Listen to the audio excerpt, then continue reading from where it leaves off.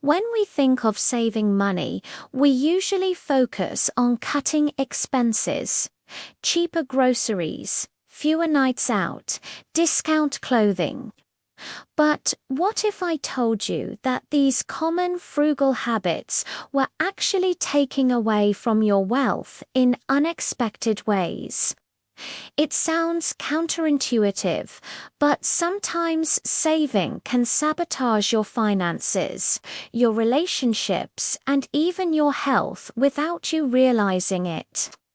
By identifying these 5 subtle signs that you're saving the wrong way, you can change course and set yourself up for true prosperity. So let's dive into this eye-opening journey. No. 1. Your wealth is your only friend. Imagine this. Your investment account keeps growing, your net worth looks impressive on paper, and you feel a sense of pride when you check your balance. But then you notice something else. Your weekends are suddenly quieter. Invitations from friends slow down. Group chats go silent. Eventually, you realize you're no longer on the list when people make plans. It's not that your friends don't value you, it's that you've unconsciously created a pattern. You decline dinners, skip birthdays, pass on concerts, and avoid trips because you tell yourself, I don't need to spend money on that. Over time, people stop asking because the answer is always no. The cost of friendship isn't just the ticket price to the movie or the share of the dinner bill. It's the effort, the reciprocity, and the willingness to join in.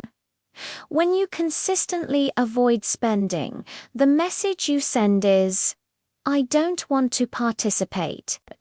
And here's the irony. Research shows that spending money on others makes people happier than spending on themselves. Buying a coffee for a friend, surprising someone with a small gift, or picking up the tab occasionally isn't about the money, it's about connection. A study by Elizabeth Dunn found that pro-social spending, using money to benefit others, than personal consumption. In other words, generosity creates joy. Ask yourself, what's the point of having a perfectly funded retirement account if, by the time you get there, you're sitting alone at the table? Loneliness isn't just unpleasant, it's harmful. Studies link social isolation to higher mortality rates, comparable to smoking 15 cigarettes a day. What you can do: create a social fund. Set aside $150, $200 every month specifically for social life. That way, saying yes doesn't feel like sabotage, it feels like following the plan. Be intentionally generous.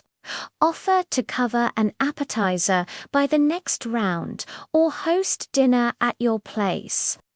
People remember generosity far more than frugality. Schedule social time like appointments. If you plan your investments, you should also plan your relationships. Book regular get-togethers in your calendar. Reflection. When was the last time you said yes to something purely for the joy of being with others, not because it was the cheapest option? Number 2, you buy cheap instead of quality. Picture this. You're excited to finally replace your old sneakers. You buy a pair on sale for $30, thinking you scored a great deal. 3 months later, the sole peels off, your feet hurt, and you're back at the store. You repeat this cycle every few months. After 2 years, you've spent more than $120 and endured blisters, frustration, and landfill waste. Now, imagine you had bought a $120 pair of well-made shoes once. With care, they'd still be going strong 2 years later. Every time you put them on, you'd feel the difference: comfort, durability, pride. This is the hidden cost of cheap. It's not just the money you spend, it's the mental load of replacing, the inconvenience of repairs, and the dissatisfaction of using something that doesn't really work. Think beyond shoes. A flimsy desk chair that causes back pain, a mattress that keeps you tossing and turning, a bargain phone that freezes every time you open an app.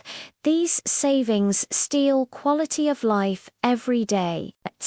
And there's another angle. Sustainability. Constantly buying and tossing cheap items costs the planet as much as it costs your wallet. Quality goods often last years longer and can be repaired, reused, or even resold. What you can do: plan for quality. Big purchases like a laptop, mattress, or bikes shouldn't be impulse decisions. Create a sinking fund and save for them in advance. Think cost per use. A $1,000 mattress over 10 years is 27 cents per night. A $200 chair used daily for 5 years costs about 10 cents per hour of comfort. Learn basic maintenance. Caring for quality items: polishing shoes, oiling a bike chain, cleaning electronics extends their lifespan even further. Reflection. When you look around your home, do you see items that spark joy and last, or a pile of good deals that already feel disposable? No. 3. You're saving at the expense of your health. This one is dangerous because, unlike shoes or gadgets, health can't simply be replaced. Maybe you've skipped a professional dental cleaning because it costs $100 out of pocket. Or you've ignored recurring headaches instead of getting your eyes checked for new glasses. Or you VA put up with constant back pain because an ergonomic chair seems too pricey. On the surface, you've saved money, but in reality, you've accumulated risk. That dental issue could turn into a $1,500 root canal. That untreated back pain could develop into a chronic condition, forcing you to miss work. That ignored eyesight problem could affect your driving safety. Your health is the foundation of your wealth. Without it, all the savings in the world can't buy back your energy, mobility, or peace of mind. Remember, preventive care is an investment, not a luxury. Annual checkups, screenings, fitness memberships, ergonomic tools, these are deposits into your future well-being. What you can do: create a health budget, $500, $1,000 annually for cleanings, checkups, supplements, or preventive care. Book preventive appointments early. Schedule them at the start of each year so they don't get lost in the busyness of life. Shop your insurance. Some providers reimburse for dental cleanings, wellness classes, or vaccinations. Take advantage of that. Invest in small, daily upgrades. A standing desk, supportive shoes, or quality cookware may seem minor, but they all compound into long-term health benefits. Reflection. If you treated your body with the same care and planning as your investment portfolio, how much healthier would you feel in 10 years? No. 4. You skip essential insurance. Insurance is rarely exciting. Nobody brags about their liability coverage at dinner parties. But skipping essential insurance is one of the clearest signs you may be saving in the wrong places. And number 5, you don't invest in yourself. Imagine a company that never reinvests in equipment, research, or staff development.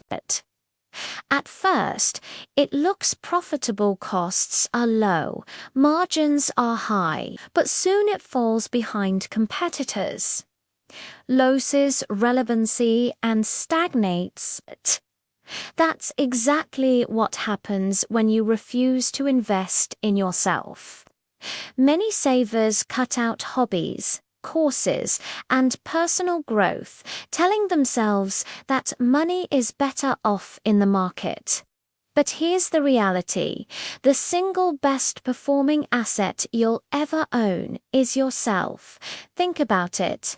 A $500 programming course could land you a promotion worth $10,000 more per year.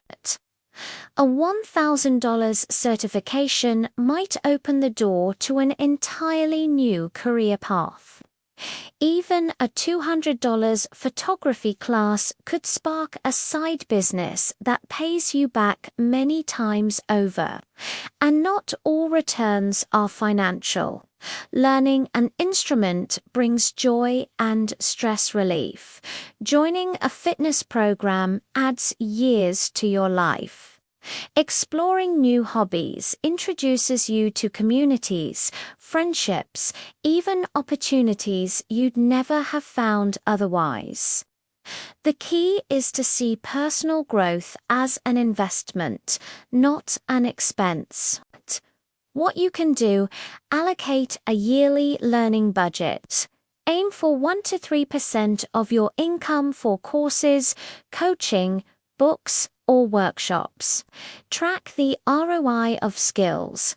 For tangible skills like cooking or repairs, estimate how much you'll save in the long run. Embrace lifelong